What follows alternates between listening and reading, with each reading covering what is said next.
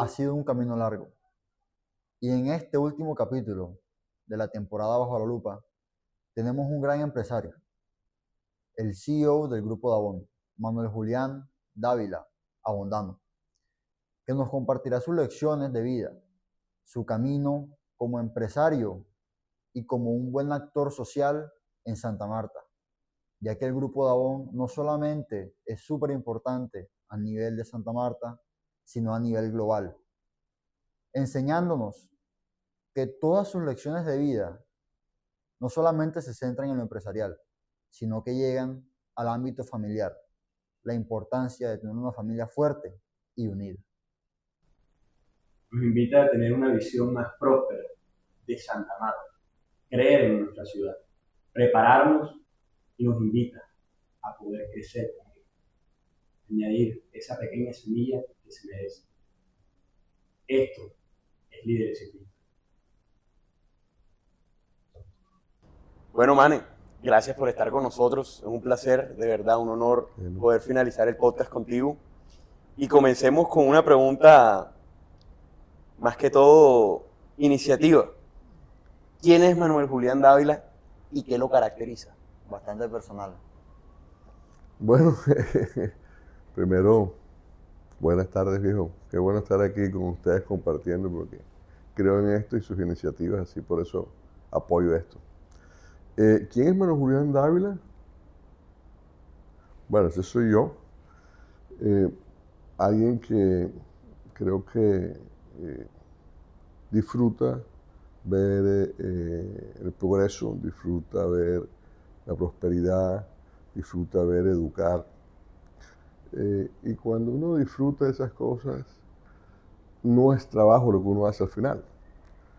Entonces, creo que hoy, a mis 60 años, pienso que soy un samario que ha logrado, junto a una familia muy importante, desarrollar unas oportunidades desde Santa Marta que le ha permitido crecer con escala global, pero sigo siendo samario y quiero pues ser ese samario que le contribuya y le apoye al desarrollo y al crecimiento a Santa Marta de una manera organizada, de una manera planificada, de una manera que todos estén igual, porque se lo merece. Entonces, ese es Manuel Julián. Dándolo todo por su ciudad. Me hace Bueno, recordar no, al uno, concepto japonés que habla del Ikigai, que es como la razón de uno para vivir. Que estaban analizando a las personas más uno, longevas de Japón. Entonces veían que todos tenían algo por lo que vivir. Así sea regar una planta todos los días. Entonces me hace profundizar en el porqué de tú levantarte todos los días y seguir luchando por esa educación, por esa prosperidad y por crecer junto a Santa Marta y hacer crecer a Santa Marta. eh, bueno, porque al final la satisfacción está en el dar. Y si uno puede dar, eso lo anima a uno y lo incentiva a seguir haciendo cosas. Entonces, cuando a ti algo te place y te gusta, tú quieres hacerlo. Y si al final se trata de eso, entonces cuando uno dice, bueno, ¿cómo me levanto todos los días? Sí, porque quiero dar más de mí a lo que sé hacer bien. Y eso para mí significa contribuir en lo que pueda, sea en las actividades económicas, en el desarrollo de innovación de algo, en ayudar a alguien, pero siempre procurar en esa satisfacción de dar. Creo que hay mucho como esa iniciativa, que es lo que le levanta a uno todos los días. Ahora, también no todo es color de rosa y dar, ¿eh? También me levanta también la responsabilidad de lo que uno al final se va creando, la imagen finalmente que requiere una persona que representa toda una organización, una familia, una ciudad, el comportamiento, los logros, los éxitos, los fracasos. Todo eso ya empieza a tomar mucha dimensión y bueno, ahí es donde uno va poco a poco madurando, entendiendo para poder pues primero compartir experiencia con ustedes jóvenes, que es bueno que que escuchen por lo menos la de uno. Y seguir en este paso que al final es un proceso de desarrollo, de evolución, de crecimiento. Yo soy de los que pienso que Santa Marta es una ciudad que ha crecido mucho, que se ha transformado de un pueblo a una ciudad, pero no se ha desarrollado aún. Es diferente crecer a desarrollarse. Y también la gente asocia la edad de los pueblos o las ciudades con el desarrollo. Sí. Y eso no tiene nada que ver, tenemos 500 años. Y mira cómo estamos y lo que nos pasa todavía, todos los retos que hay en infraestructura, servicios públicos, aguas negras, cosas que no deberían ocurrir. Y naciones de 50 años como los Emiratos Árabes, que son más desarrollados que todo. Entonces, hay que entender que la edad de los pueblos no tiene que ver mucho con el desarrollo. Lo que tiene que ver con el desarrollo es la capacidad de los individuos a hacer su desarrollo. Claro. ¿Entiendes? Entonces, eso hay que entenderlo. Y es importante que como Samario, estos 500 años en cara a los 600, lo que nos permite es, primero, precisar y refinar esa identidad samaria, recuperar ese sentimiento de propiedad por la ciudad y entender realmente lo que tenemos en Santa Marta. Hay muchos samarios que no alcanzan a entender la dimensión de lo que Santa Marta es. Entonces hay mucha gente que viene a Santa Marta y el samario se está quedando sin entender realmente todas las ofertas que Santa Marta es. Y de verdad que son muchas. O sea, yo creo que todo lo que está pasando, y si las cosas en el orden mundial y en el orden nacional se enrumban bien, Santa Marta, la oportunidad de desarrollo de Santa Marta es limitada por muchos aspectos, por muchos aspectos. Entonces, hay que prepararse bien. Y a ustedes jóvenes les toca entender eso, primero apropiándose de la ciudad como samarios, y nosotros como samarios como buenos samarios. Porque yo creo que Santa Marta tiene todo lo que se requiere de cualquier parte. Santa Marta es una mini Colombia. Tiene la montaña, tiene los mares, tiene los ríos, tiene las tierras, tiene todo. Entonces, aquí podemos hacerlo todo. Entonces, todo el tema del turismo, todo el tema de la logística, todo el tema de los negocios azules. Ustedes saben lo que se trata de los negocios azules, ¿no? La economía azul. No.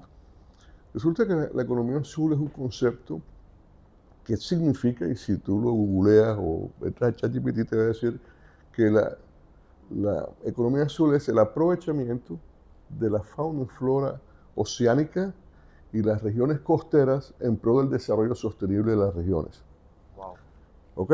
Entonces, cuando uno empieza a hablar de los negocios azules y la economía azul, se da cuenta que Santa Marta es como una luna que apenas la mitad es la que hemos aprovechado, ¿no? Y toda la economía azul que está en el mar, todavía muy poco. Apenas hace unos 10 años tenemos una marina que usa el puerto, sí, lo hemos usado, pero toda la pesca, las oportunidades de desarrollo en el mar, la investigación en el mar, el aprovechamiento costero con los parques, nada. Entonces, la oportunidad que hay para desarrollarnos aún es mucho, porque lo que tenemos como agroindustria y turismo todavía es la mitad que está en la tierra. Entonces, esa vaina es una visión que hay que abrir y entender muchas cosas alrededor de que es de verdad y que la oportunidad está ahí y eso hay que abrir los ojos a la gente, ¿ok? Porque nosotros tenemos que, en ese crecimiento que he dicho yo y como Santa Marta, que entre otras no muy planificado, que es parte de nuestro problema, la ausencia de una planificación adecuada, eso afecta. Pero en el caso del desarrollo industrial que nos hemos quedado en los cultivos de palma y banano, uno de más de 100 años, otro más de 60 años, y ha sido muy poco la evolución de nuestra agricultura. Por ejemplo, hay cosas como, por ejemplo, una de las cosas más inteligentes, yo me pregunto, ¿quién fue que se apropió del macizo de la Sierra Nevada como nombre que le puso Santa Marta? Porque lo más preciado de Santa Marta como posesión es la Sierra Nevada. Y la Sierra Nevada, tiene 3 departamentos, Tabayupal, Tarriguaya, pero Santa Marta. Y la Sierra Nevada se llama Santa Marta. Sierra Nevada de Santa Marta. Sí. Se la apropiaron. Alguien muy inteligente, Claro. porque es lo más... ¿Por qué? Pues Sierra Nevada es una vaina única del mundo, que tiene un patrimonio vivo de nuestros hermanos mayores que eso no existe, porque todos los otros pueblos en historia, para buscar sus pasados, tienen que excavar tumbas y fosas y vainas. Aquí no, aquí tienen los mares, son patrimonio vivo, eso se llama patrimonio vivo. Claro. Que están ahí el mar, el lindo, que es el mismo mar de hace 4.000 años, que el otro que está excavando y tratando de adivinar qué es lo que hay ahí enterrado, este mar te lo dice. Claro. Y eso hay que entenderlo. Eso no existe. Cultura. No, patrimonio vivo se llama eso. Patrimonio vivo. Patrimonio vivo. Entonces yo sí creo que primero tenemos que ser como samarios mucho más conocedores de lo que realmente tenemos. Fíjate, están sorprendidos lo que estoy diciendo, el patrimonio vivo, lo que tenemos ahí, la vaina, mira acá, ahí está. Entonces, seamos turistas en Santa Marta, seamos turistas en nuestra propia ciudad, para ver la ciudad como un turista, para entenderlo, porque si hablamos de turismo tenemos que empezar a hacer esas cosas. Pero volviendo al tema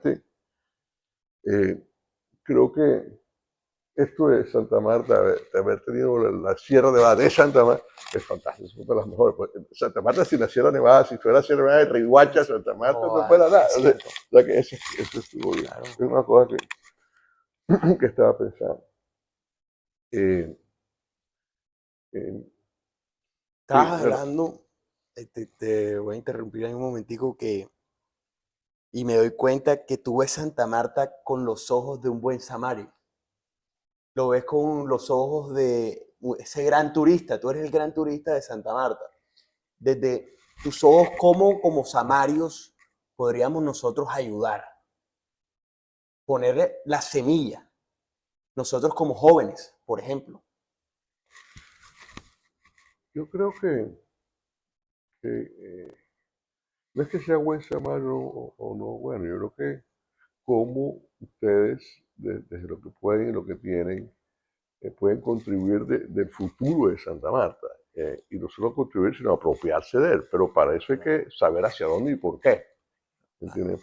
¿Cuál es el futuro de Santa Marta? Y cómo nosotros, esta juventud, se prepara, estudia para lo que creemos que tiene. Entonces nosotros tenemos que tener primero una visión de territorio y de ciudad. ¿Qué queremos en 20 años, 40 años, 50 años para que la juventud entienda para qué me preparo, por qué me preparo, en qué quiero ser bueno? Y decir, bueno, entonces pensemos en esa ciudad de 50 años. ¿Qué puede pasar alrededor de Santa Marta? Tenemos los hallazgos de gas, que en 4 años va a haber mucho gas y eso va a representar unas regalías muy importantes para la ciudad que pueden superar los $100 millones al año, dinero que nunca en la vida había pensado Santa Marta nunca tener, de libre licitación, que podía transformar el territorio en cuestión de años, cosa como pasó en Dubái. Y no quiero exagerar, pero sí decir que lo que hay ahí es muy grande y ya está dicho, ya se sabe. Entonces hay una oportunidad muy grande que nunca nadie nos había dicho.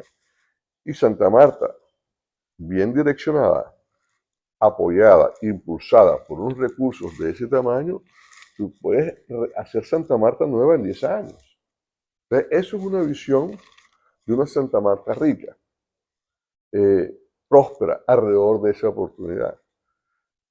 Que creo que también hay que verla bien y prepararnos para eso, porque lo último que nos puede pasar es que toda esta bonanza venga y la ciudad no esté preparada, ni los estudiantes estudien lo que tengan que estudiar, ni los políticos preparados que ser, y los proyectos antemano definidos para que esas platas no se las cojan ni se las roben nadie, sino cómo nos vamos a transformar el territorio con estos recursos. Y eso es algo que hay que empezar a madurar y discutir, porque eso va a empezar a pasar en 4 o 5 años, ¿okay? Que es las regalías de gas del Pozo Silos. ¿Okay? Que son unas cifras muy importantes. Entonces es la proyección del Entonces, sí, porque tú me preguntaste cómo podemos ayudar. Entonces, mi respuesta es cómo podemos ayudar. Antes de ustedes poder ayudar, es que hay que identificar hacia dónde vamos, qué es lo que queremos para que ustedes, ya con ese norte, bueno, ahora, ¿cómo podemos ayudar? Claro. Entonces, yo creo que hay que precisar qué queremos. Entonces, tú tienes las diferentes áreas o sectores para ver. Pero yo creo que tenemos, y por eso la importancia de definir con claridad como ciudad cuál es esa ciudad que queremos, para que cada uno defina cómo quiere ayudar en su área. Creo que es una parte, no quiero no responderte a cómo podemos ayudar, pero te tengo que decir, para poder ayudar hay que saber ¿a dónde vamos? Claro, ¿para dónde vamos? Es muy jodido decirte cómo va a ayudar si yo no sé, pero un poco ahí. Entonces, lo cansamos los dos corriendo. Total. Y me causa intriga esa vaina de la planeación, porque es que tienes toda la razón. La visión de Santa Marta no hay como un plan de 100 años No, que tú digas, no, en 10 años nos vemos así. no, Y que la gente lo conoce. Claro, eso necesitamos, y eso a es muy eso quería importante. llegar. Como la Cómo educación. no solamente la educación de la visión, sino tú cómo compartes la visión Sí, no. a los demás, a Claro, todo ese no. tipo de Samario. Sí, y cómo convivimos y apreciamos lo que tenemos, ¿entiendes? En esa dirección, por ejemplo, como te hablaba yo del patrimonio vivo que tenemos y su conocimiento, ni siquiera sabemos nada de lo que eso puede representar para nosotros como sameros, ese conocimiento. Entonces, hay muchas cosas y oportunidades que en ese sentido tenemos que nosotros mismos entender. Hoy en la Universidad Magdalena había este foro de cambio y se llama Foro Santa Marta 600 años, que es la visión a 100 años más, Ah, ok. en cuanto de dónde venimos, dónde vamos. Y es muy interesante ver, primero que uno de los panelistas dijo algo que me llamó la atención, que hace 50 años, con el cumplimiento de los 450 años, que vinieron personalidades y hicieron discursos y vaina, el enfoque y lo resaltado era más colonista, más español, más que, y que pasado estos 50 años, este es mucho más nosotros, los indígenas, quienes somos. Y eso es como y hay algo interesante, como si estuviéramos regresando a nosotros, a nuestro origen, de ese mestizaje de afro, indígena, mestizo, ese mestizaje que se dio aquí, eh, y quiénes somos al final de toda esa combinación de vainas. Claro, ¿Quiénes somos? ¿Quiénes somos? O sea, ¿cuál es tu mezcla? Para entender también. claro. ¿De dónde venimos? ¿De dónde venimos? Y eso es interesante. Claro. Y si uno pone en perspectiva lo que es tener esa oportunidad de estos señores, lo que llamamos los hermanos mayores allá en la sierra y tal, que hay unos de ellos que nunca han bajado la tierra ni nada, y su conocimiento ancestral, eh, eh, resulta interesante lo que, por ejemplo, está haciendo la Universidad Magdalena, que es este tema, se llama Aya Luna, que es cómo alimentan en la inteligencia artificial todo el conocimiento ancestral para que piense como los ancestros y Wow. entender realmente, y la lengua, También. la La lengua lengua. también, sí, para capturar realmente qué es lo que saben los padres y cómo piensan realmente. Es muy interesante, eso yo lo estaba haciendo en la universidad, se llama Hay Luna, Ah, yo lo vi ahí en Hay la internet. Luna. Entonces, hay cosas que también tenemos.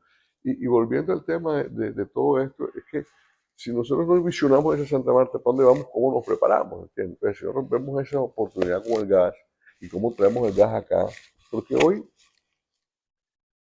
yo vengo diciendo del crecimiento y el desarrollo. Hoy no nos hemos desarrollado. Y hoy el desarrollo necesariamente implica en el mundo, no aquí, en el mundo, lugares donde confluyan unas cosas muy importantes. Si tú tienes una fuente de energía competitiva, limpia y abundante, tú tienes desarrollo. Porque hoy más que nunca el desarrollo se deriva de la energía. Todos estos sistemas de inteligencia artificial son altamente demandantes de energía, 100, 200 megas, 3 veces lo que consume Santa Marta, cosas potentes. Y si tú aspiras a ser parte de ese network, que es lo que viene, tienes que tener esa energía. Y esa energía está aquí, es ese gas, que es abundante, que es limpio y que es a la vez competitivo. Y a raíz de ese gas, que es la molécula, tú la transformas en electrones, que son energía. Claro. Y esa energía tú la transformas en data. Y esa data es la que tú exportas. Ese es el desarrollo. Ok. Esa es O la sea, figura. Entonces, tras la molécula, que es la molécula a electrón, que es transformar el gas a energía con los generadores. Y esa energía transformarla en data. Y esa data se exporta. O sea, Santa Marta puede estar más conectada del mundo, si eso Claro. puede llegar a En la pasar. región Caribe. Claro. y le da mucho más competitividad. Son nodos que se dan, ¿ok? Y eso es una oportunidad grande porque nosotros en nuestra región tenemos la receta de la transición energética. ¿Y esa receta cuál es? Es el agua, el viento, el sol, el gas y el carbón. Y aquí están esas 5 cosas. Ustedes son familiares con eso. Claro. Si tú tienes esos componentes, el gas, el viento, el sol, tú haces tus energías verdes. Tú haces con ese gas tu amonia verde. Tú haces tus fertilizantes verdes. O sea, tú tienes la oportunidad de hacer 1000 cosas. Y no puede ser que nosotros con un pozo de gas de los más grandes del mundo, a 35 millas de acá, no seamos capaces de desarrollar toda esa visión de industria. 35 millas. Es aquí está el pozo. Queda nada. Nada, Wow. nada, es nada. Queda nada. Es nada, es aquí, es aquí al lado. Y ahí hay hoy 380 personas trabajando en unas plataformas por los próximos 4 años haciendo todo el montaje. 4.000 millones de dólares se están invirtiendo. Ya van 1.500 millones de dólares invertidos. ¿Qué va? Claro. Y esa entonces dice, bueno, ¿cuál Santa Marta quieres hablar? ¿La que yo veo rica, esa próspera con esa era? ¿O la Santa Marta? ¿De cuál hablamos? Claro. Vamos a hacer POT, ¿en cada cual la hacemos? ¿A la Santa Rica o a la Santa Pobre? Claro. El plan de desarrollo, ¿en cada cual la hacemos? Claro. El plan de Pero desarrollo. primero hay que hablar del tema y segundo hay que ocuparse del tema. Claro. Entonces, ¿en qué pueden ayudar ustedes? Tú me preguntas, hey, vamos a ser vigilantes. Vamos a involucrarnos en cómo va esta vaina y cómo vamos a crear un ferrocarril de unos rieles tan fuertes que del momento que aquí le peguemos como creemos que van a llegar esos recursos, esté todo supremamente alineado para que los recursos vayan donde tienen que ir. Eso es lo más peligroso de esta vaina. Cuando tú pasas de tener esa abundancia en manos de una vida como la de hoy en esos sectores Claro. de lo público que hay que arreglar mucho, es mucho. Y va a venir mucho y va a venir de golpe. Entonces, tenemos que prepararnos antemano de eso.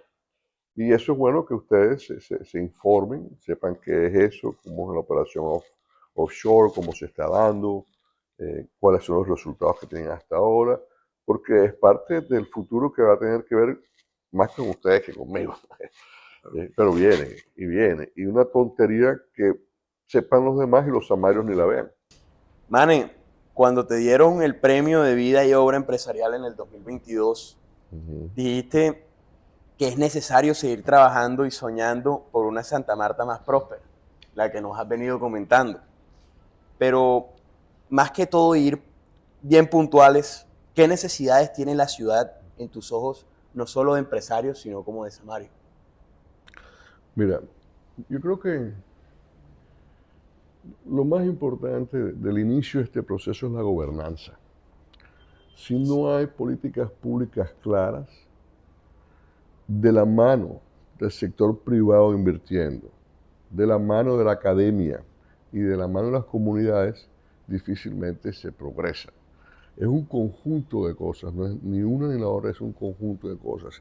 ¿Y cómo vamos a asegurar esto? Hombre, tratando de no equivocarnos a las personas que elegimos para que sean nuestros gobernantes, porque el tema nuestro es de gobernanza. Al final se trata de quién al final toma la decisión. ¿Quién al final toma la decisión? Y ahí tenemos que primero tratar de ser lo más asertivos posibles para que todos sus esfuerzos vayan bien direccionados, bien encaminados en las mejores manos, primero. Después, necesariamente pasa por esa política pública. Hay que generar una política pública. Sobre todo una política pública alrededor de lo nuestro en lo regional. No políticas públicas adaptadas desde Bogotá a unos señores que no tienen ni idea ni de nadar, qué es lo que tenemos que hacer nosotros en el parque. Nosotros tenemos que tener nuestra autonomía, nosotros tenemos que tener nuestros mejores conocimientos del parque, que no nos dicten esas cosas. Entonces nosotros, con esa política pública clara, alrededor de lo nuestro, del conocimiento nuestro en lo local, en lo regional, manejado por nosotros, creo que pues, somos mucho más eficientes y efectivos haciendo las cosas. Después, la generación de confianza entre el sector privado y lo público, en la alianza público-privada, para que haya inversión privada. Si no hay inversión privada, muy difícil hay nada. Claro. Y de la mano de la academia, con las comunidades, que es lo que hay que realmente asegurarse que todo se vaya, la educación, el conocimiento y el bienestar de las comunidades, que es el tema de alguna forma de la sostenibilidad para que las cosas evolucionen. Con eso que tú dices, ¿qué necesitas? Con esas cosas, yo creo que con eso ¿Y qué hay que lograr rápidamente en Santa Marta? Generar confianza. Si uno se da cuenta, y ustedes están jóvenes, pero yo creo que han podido apreciar, no sé, si conocieron la Barranquilla de hace 15 años y la Barranquilla de hoy. La Barranquilla de hace 15 años en manos de un señor padre hoy, uno que destruido absolutamente, horrible. Y unos señores char se metieron al hombro de esta vaina, la gente se dio cuenta que estaban haciendo cosas, los están apoyando, y Barranquilla es una ciudad ejemplar a nivel de Latinoamérica, envidia de todos. Entonces, por lo menos hoy, desde acá, que estamos muy cerca, tenemos un referente. Hay algo aquí en mirar y entender y copiar las cosas buenas que han hecho para que los samarios veamos, vean acá, sí se puede, man. Lo que tenemos que ponernos de acuerdo. Claro. Y hay un buen ejemplo aquí al lado de la cuadra, ¿entienden? En Barranquilla, para ver, no hay que ir a Marte, están aquí al lado. Aquí al lado. Entonces yo creo que el tema no es tan complejo. Las cosas aquí están ya sobrediagnosticadas y aquí ya sabemos cuáles son los problemas. Y como decía yo, y aquí hay que cambiar en la narrativa ciertas cosas y empezar a actuar y hacer. Este tema que Santa Marta no tiene agua, yo creo que esa narrativa hace daño. No es verdad. Santa Marta sí tiene agua. El problema ha sido la incapacidad de la gente de poner el agua en tubo. Y la prueba de esa vaina es todos los ríos que van de la Sierra Nevada al mar. ¿Cuántas aguas hay? ¿Entiendes? Sí. Y es diferente apuntarle a una ciudad y decir, allá no hay agua, a una vaina que allá hay agua, pero no hay en el tubo. Claro. Porque cuando tú dices ahí no hay agua, vete a una isla del Caribe donde no hay agua, o vete al desierto donde no hay agua. Y aquí lo que hay es agua. Lo que ha Así faltado es es. la capacidad de hacer la vaina. Así es. Entonces, esas narrativas que hacen daño hay que saber cambiarlas. Porque el problema nuestro no es de ausencia del líquido, sino de la incapacidad de nosotros como samarios y nuestros gobernantes de poner esa agua en el tubo. O por lo menos mantenerla adentro.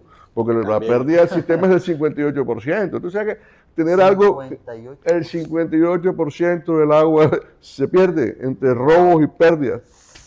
Entonces, ¿tú cómo operas un sistema que Funciona. el 60%, el Eso 60% se bota? Eso hace parte, por Así es muy ejemplo, difícil. Entonces, cuando uno va a Minca, que ve como los tubos esos de agua negros que a veces se botan. Eso hace parte de ese, o sea, de la pérdida del agua, ¿no? no, en Minca no, porque el agua viene de otro lado, viene el paso de los mangos. Ah, En Minca ok. son otros, sí.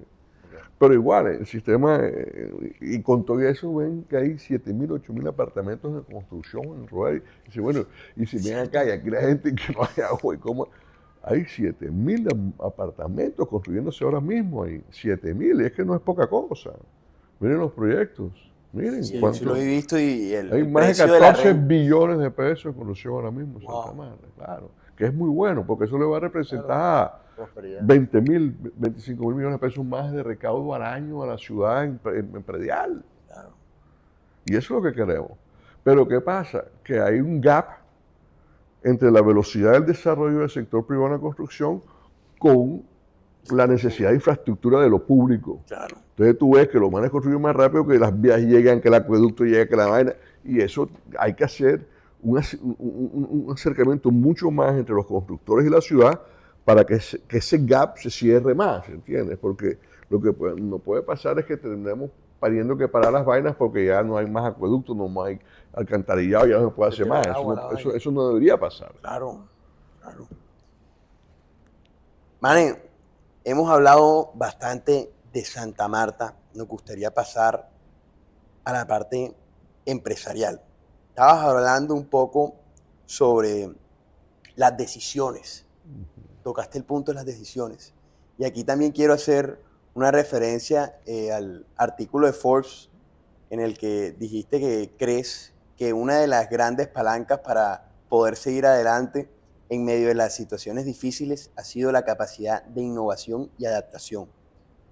¿Cómo se aplica eso no solamente a Santa Marta, sino a los negocios? Bueno, a ver, muchos se confunden cuando uno habla de innovación a invención. Ok. La invención es el descubrimiento de algo nuevo, nunca antes hecho. La innovación es hacer algo que tú haces de una forma diferente para lograr mejores resultados. Okay. Entonces es importante que empecemos La diferencia. con diferenciación y precisión. Entonces, uno debe pretender innovar, pero la gente enseguida lo asocia con invención. Es total, Sí. total. Entonces, ok, Pero todos innovamos todo el tiempo. Entonces, acuérdame, innovar es hacer aquellas cosas de una forma diferente para lograr mejores resultados. Entonces, ahí estamos todos innovando. Claro. Entonces, ¿qué hicimos? Innovador. Sí, el Grupo Dagón fue innovador, es innovador, tiene como un espíritu innovador, porque hace cosas diferentes. Por ejemplo, la agricultura. Cuando nadie sabía, el Grupo Dagón decidió hacer agricultura orgánica, sin químicos y agroquímicos y cosas, y fue hacer algo diferente que tú no decías, pero eso es innovación.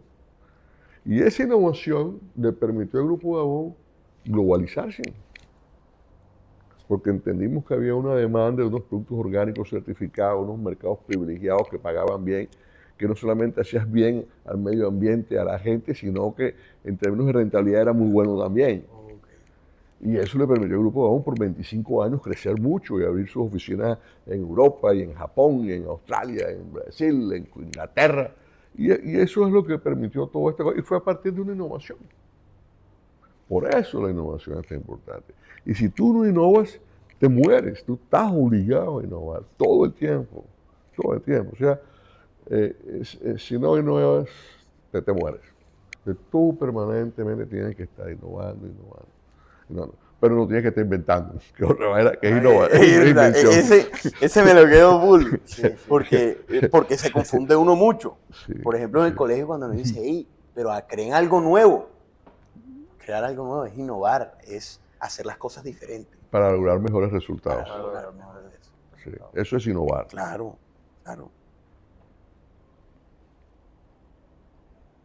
Veo mucho en el lado empresarial, en nuestro estudio, el mapa, y cómo se pudieron globalizar con los laboratorios en Australia, con la distribución en Alemania. Eso me parece espectacular. Pero ¿cómo fue ese cambio de innovación generacional? Ya que son una empresa familiar, ¿cómo tomaron esa iniciativa? Bueno, la verdad es que fue un proceso muy interesante.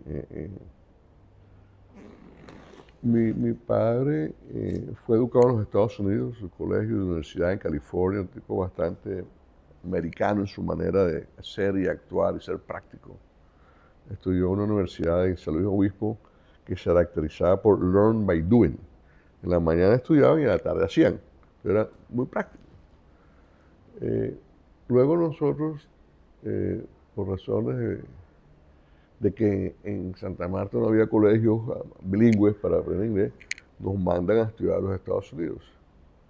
Y termino estudiando en Estados Unidos. Y cuando me graduó, que me gradué en la universidad en la Florida, en Gainesville, llego a trabajar con mi papá en negocio de lácteos. Hay una pasteurizadora que se llama San Francisco que procesaba la leche y hacíamos 20 y pico de productos, helados, quesos, suero. Entonces, y yo llegué a trabajar ahí con mi padre hasta que tuve la gerencia. Y aprendí muchas cosas en corto tiempo. En 3 años aprendí que el mercado de nuestra región era muy limitado.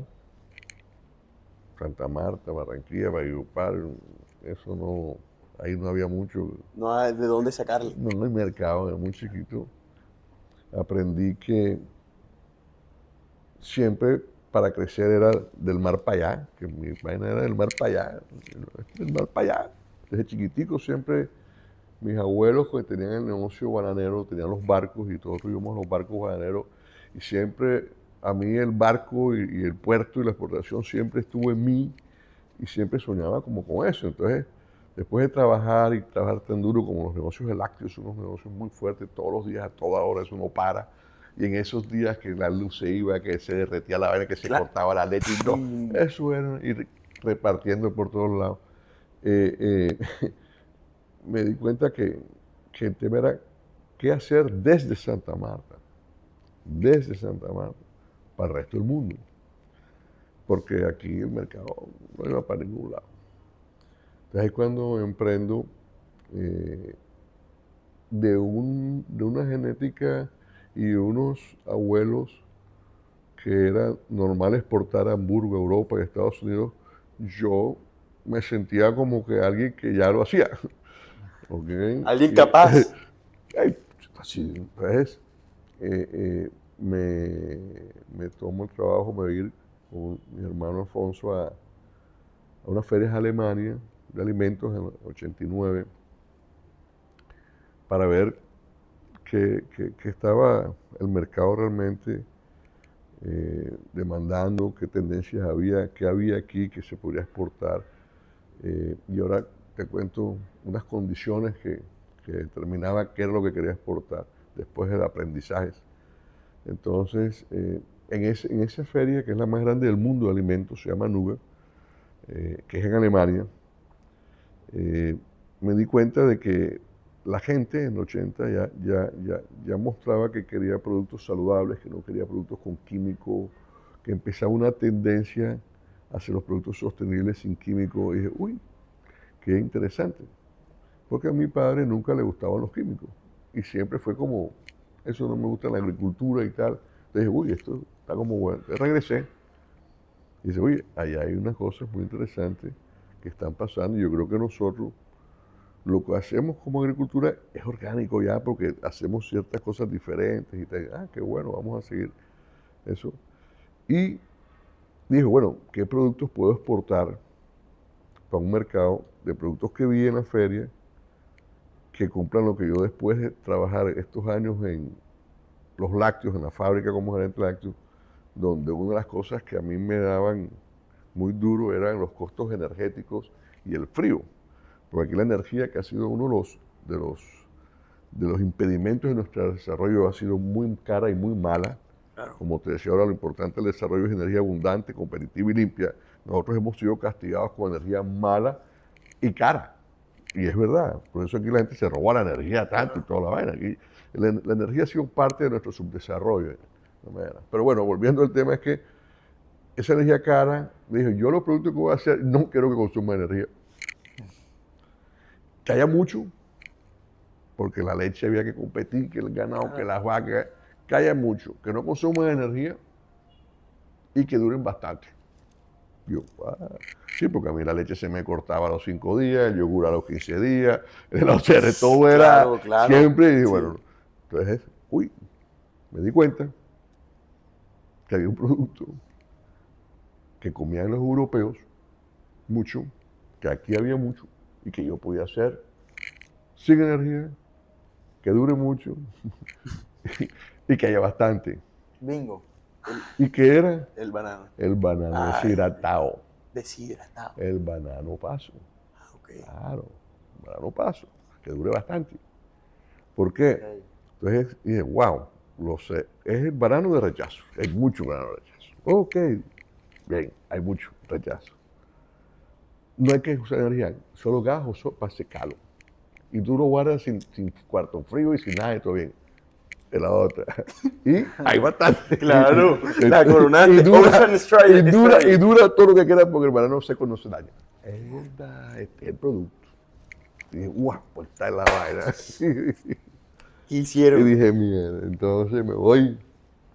Bueno, entonces yo hacía un hornito aquí que hice artesanalmente para hacer la prueba y allá, y a ver el mercado, y si había.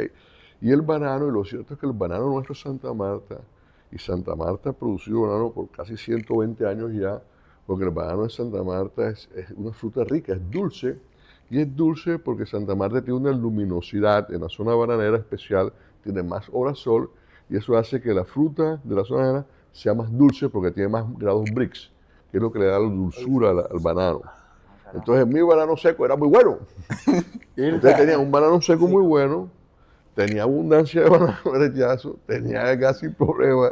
Entonces empecé, cuando llegué ya y me di cuenta que había un mercado importante en Suiza, en Francia, en Alemania. Empecé a entender por qué había ese mercado. ¿De dónde? Porque a mí el banano paso era una vaina de ciénaga, que se secaba en los techos. Pero eso con banano paso allá en Europa, eso queja.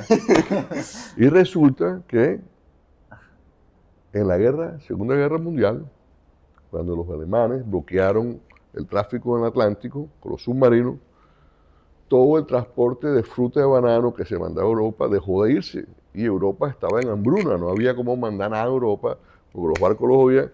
Entonces los norteamericanos muy interesante esto. Los norteamericanos montaron en Panamá unos grandes hornos para secar el banano de chiquita en Panamá y mandarlo en contenedores secos que no se iban para alimentar los europeos.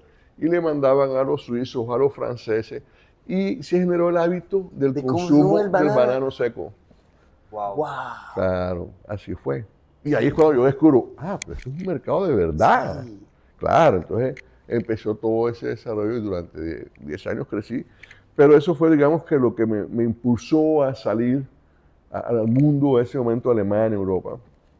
Después, pues, vino el tema orgánico y se incorporó ya no solamente el banano, sino banano fresco, la palma, los frutos de palma, el café, el azúcar. Desarrollé todo un portafolio de productos orgánicos que en su momento, pues, era muy innovador, nadie más lo tenía y era muy demandado. Y eso me permitió crecer mucho, muy, muy rápido, pues, hacer buenos negocios y expandir las compañías.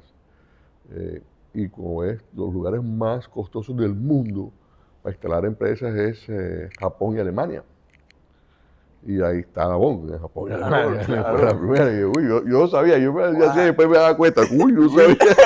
Va poniendo el nombre en alto, el legado. Sí, no, claro, ya yo tengo un edificio de Davón en Alemania precioso, una oficina de Davón, ya, súper verde, es todo así, mira. Joder, qué locura. Propio sostenibilidad, habla por sí solo. Claro. Habla por sí solo, qué locura. Qué vaina tan bonita. Mírala. Qué vaina tan bonita. Y por dentro es verde, una vaina súper. Es brand, lo acaban de inaugurar el 8 de julio ahorita. Qué locura. 25 años para realizar ese sueño, tener nuestras propias oficinas en Alemania. De película. De película. Sí, no. De película. Habla por sí solo, literalmente inspira la sostenibilidad. Claro. Todos los paneles solares. Arriba todo. Sí. Bueno, pero estábamos hablando entonces del cuento de todo ese proceso, como a partir de esa experiencia en temprana edad, eso fue en 1986 que empecé a trabajar, hasta el 89 que ya me fui a Alemania a decir, ven acá, ¿qué es lo que puedo hacer desde acá? ¿Qué es lo que le trato de decir a ustedes, samarios, muchachos? Que hay que prepararse, por supuesto, pero hay que pensar, y hoy más que nunca, hoy están los nómadas, hoy no hay que estar en ningún lado, pero ¿qué es aquello que puedo hacer desde Santa Marta?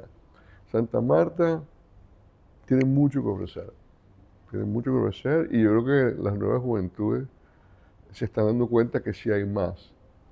Tal vez no a la velocidad que quieran, pero sí hay que identificar las oportunidades. Sí, eso que dijiste de no la velocidad que queremos, porque uno visiona y uno no tiene sueño a veces de quedarse.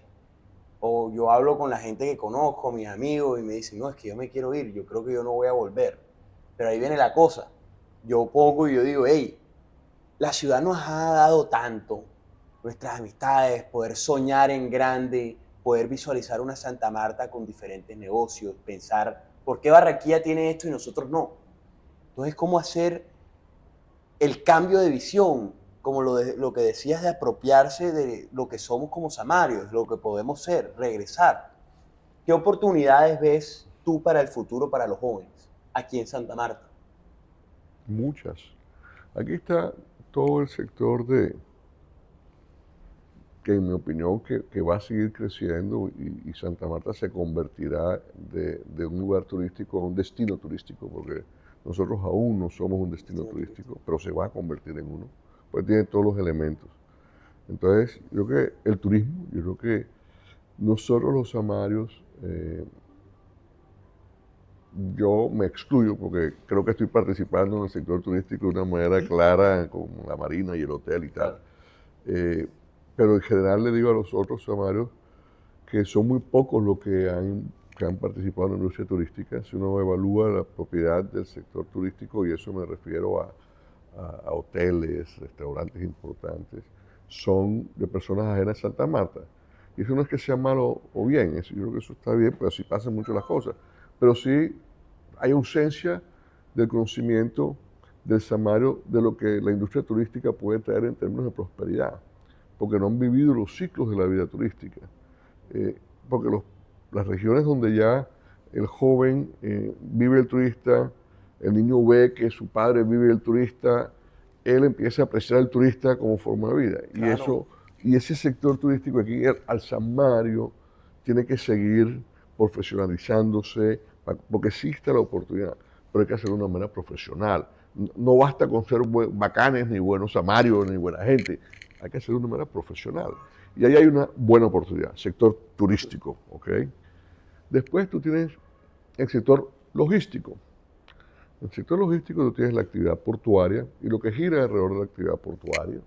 Tú tienes que hay dentro de un puerto, los financieros, los operativos, los que planean el desarrollo, las gerencias jurídicas, las gerencias de recursos humanos, el gerente generales, en fin.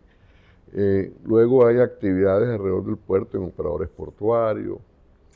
En el tema logístico creo que cada vez va a ser más interesante esa preparación alrededor de la logística férrea, porque el país está invirtiendo en logística férrea. El presidente acaba de asignar unos contratos de más de $1.000 millones para eso. Entonces sí hay una mayor atención y sí Colombia necesita que el tema férreo se reactive. Entonces creo que hay una oportunidad porque somos el único que estamos conectados end-to-end a un puerto con ferrocarril. Entonces, allá hay un tema. Yo creo que también hay unas oportunidades de samarios de oportunidades de negocios a través de las plataformas en zonas francas que hay acá para atraer empresas o desarrollar empresas desde las zonas francas, que tengan esa especialidad, que enfoquen en eso. Creo que también para ustedes aquí hay oportunidades alrededor de lo que hacemos hoy, que es la agroindustria. Eso va a seguir, yo creo que es bueno. Pero no es suficiente, creo que hay que seguir buscando otras actividades, trabajar en cosas ya más desarrolladas, esa industrialización del gas, ese valor agregado de la molécula al electrón, a la data. Ahí donde están los grandes negocios, ahí donde está el futuro.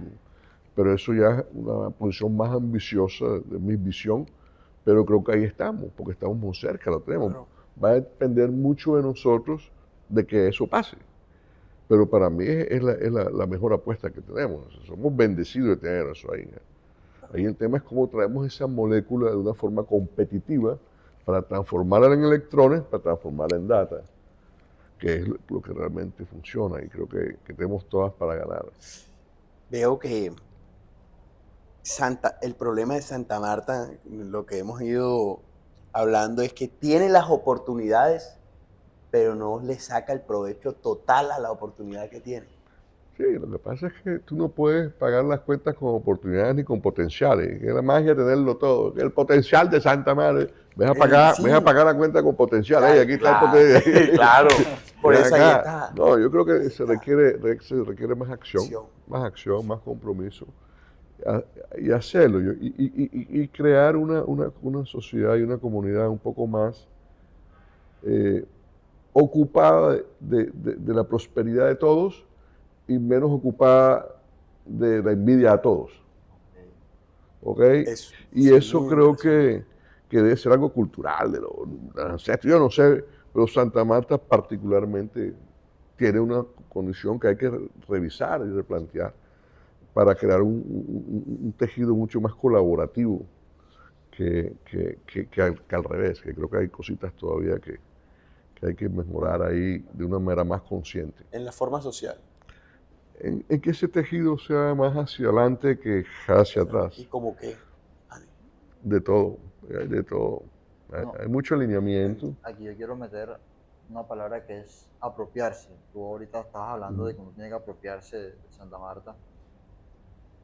Claramente el impacto del Grupo Davone en Santa Marta ha sido súper importante, el tema de los hoteles, el sector turístico, el sector agroindustrial. Pero ¿cómo hacen las personas para apropiarse de su impacto y su rol dentro de Santa Marta? O sea, que de verdad se interesen por ello. Quiero hacer algo para que Santa Marta mejore. ¿Cómo se despierta esa intención? Yo creo que todos tenemos que pensar en qué es aquello que yo puedo contribuir con Santa Marta desde lo que tengo y lo que puedo. Arranquemos ahí. Yo tengo un centavo, tengo un millón. Claro. Pero primero pensaría en contribuir en ser un ciudadano que respete la formalidad, que no esté comprando vainas robadas, que no le apueste a pagar los impuestos, pero que se hagan las obras. Las cosas bien. Ahí es donde pienso yo que es un tema que no puede seguir siendo el vivo y el bobo, que el man que cuando yo echa toda la basura al río Manzanares para que vengan otros bobos y la recojan después porque el mar la saca. Eso no puede, o sea, yo creo que tenemos que cambiar esa forma de pensar y vernos los unos a los otros. Yo he hecho eso ahí, a mí no me importa que le caiga allá, porque decir una puta, o tiene plata, o no sé qué.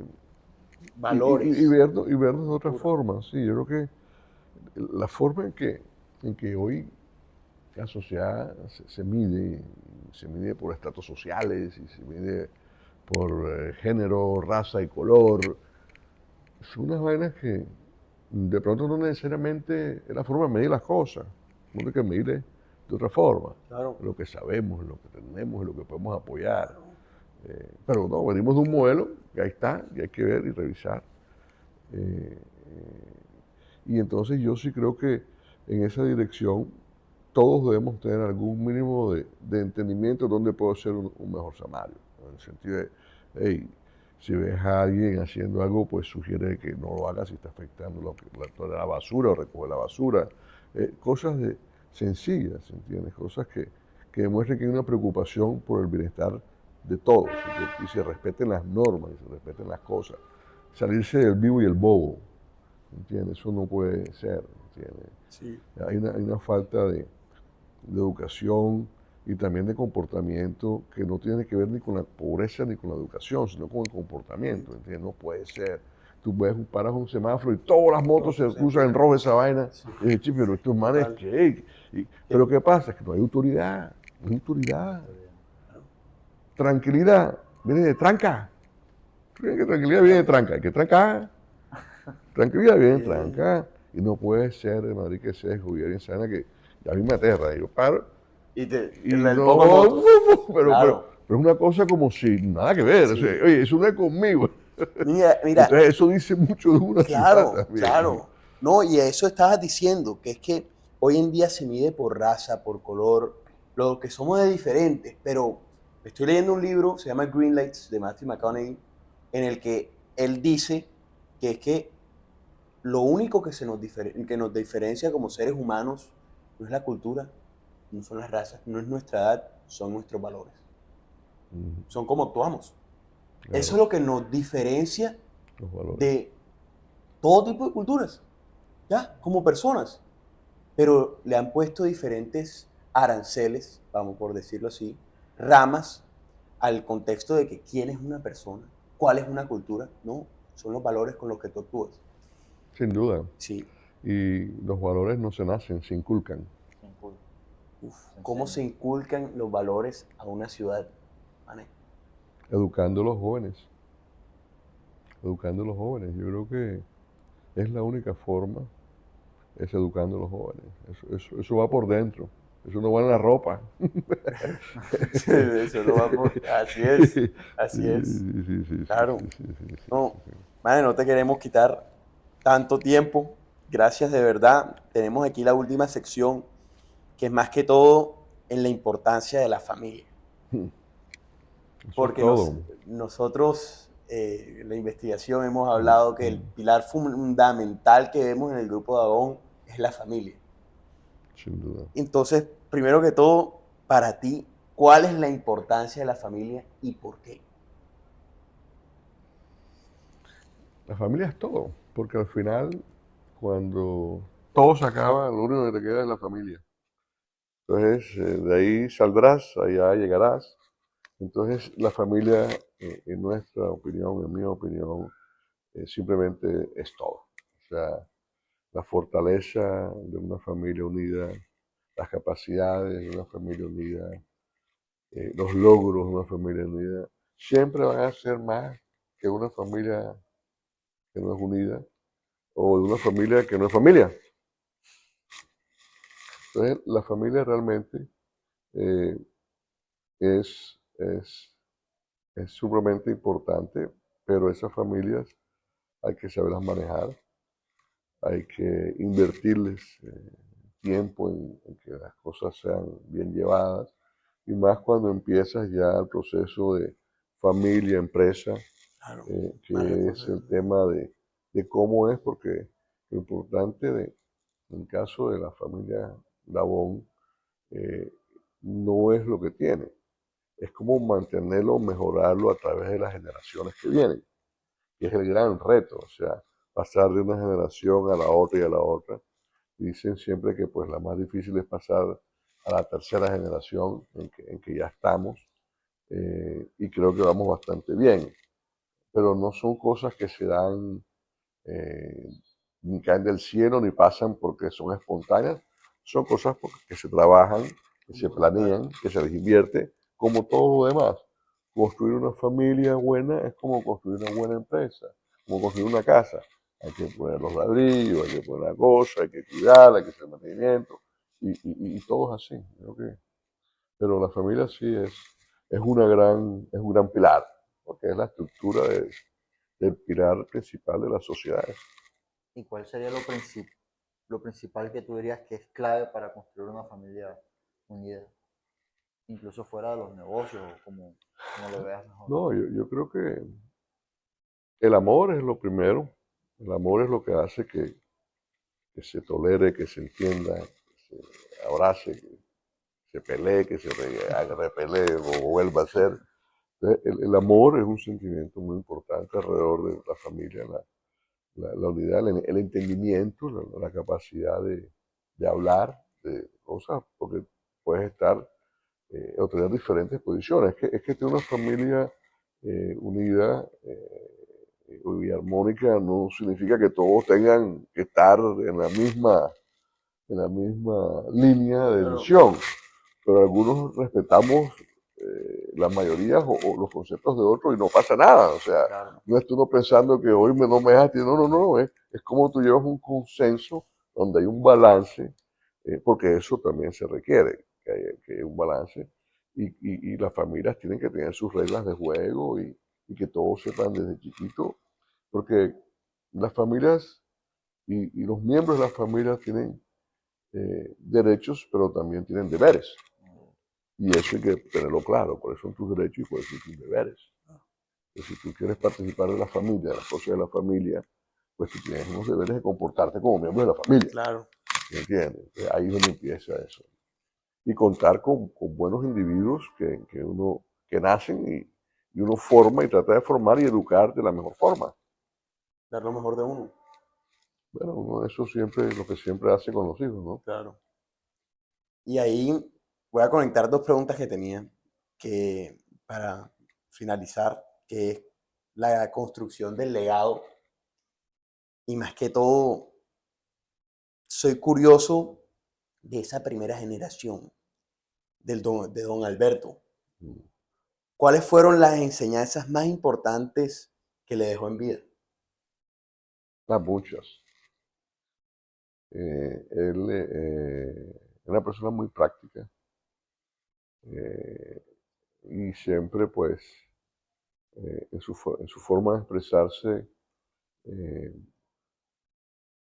concluía muy fácilmente cosas prácticas que te quedan para aplicar. Entonces, siempre a uno le van quedando cosas que él decía en términos de negocios, en términos de personas, de cómo actuar. Hey, cuando no tengas nada bueno que decir de alguien, no digas nada. Cosas como que él era una persona supremamente tranquila, buena persona. Él realmente nunca, nunca lo vi fuera de, siempre fue un comportamiento, ¿verdad?, que intachable. Y no porque no se pusiera bravo, porque se ponía muy bravo también a veces, pero él tenía cosas prácticas y en eso sí fue muy bueno. Y un tipo muy justo, justo y humilde. Humilde. Yo creo que uno de los atributos de mi papá fue su humildad. Él Él era hijo único hombre de 7 hermanas mujeres. Imagínate, Gigante. sí, 7 Wow. hermanas mujeres y él solito. Entonces, yo creo que eso es bastante. Eso es demasiado, Sí, demasiado. sí, sí. Entonces era muy cuidado por sus hermanas, imagínate. Eh, y se une con mi mamá, que es una muchacha media sangre de Bogotá, con Samaria, entonces Abundano al Zamora, que termina pues llevándose el, el hombre guapo de Dávila a las Samarias. Claro. Entonces empieza esa mezcla Dávila-Abundano, que también es, al final somos 2/3 partes Samario y 1/3 parte Cachaco. Anda, que va. Sí, claro, un 25% que le damos ahí de esa primera generación y de él. Y pues el legado principal de alguien como mi padre es su responsabilidad y su capacidad de trabajar. Uno dice, bueno, pero tú no, ¿por qué no has trabajado? ¿Por qué trabajas tanto? Yo, al final, uno no sabe cuándo está trabajando y cuándo no está trabajando, porque al final todo es como lo mismo. Por eso la importancia, les decía al principio del podcast, lo importante es que lo que te hace feliz haciendo, que tú te levantas a hacer todos los días, lo que tienes que buscar es incentivos. Como yo decía, me encanta dar, y dar más y crecer más, pero dar, siempre contribuir. Porque llega un momento en que ya tú tienes el desayuno, la comida, la carro, la casa, ya el resto es cómo contribuir en que todo sea mejor para todos. Y bueno, con eso, doctor, me tiene usted ya aquí Un una poquito hora, más. no hay. Tenemos que hacer otro capítulo en otro escenario sobre otros Joda, temas porque hay bastante. claro, Hay no, bastante. una vaina berraca, de verdad, Sí. manes. Mil y mil gracias. Y bueno, esto es Líderes sin Filtro. Gran líder, grandes historias, grandes enseñanzas. Muy bien.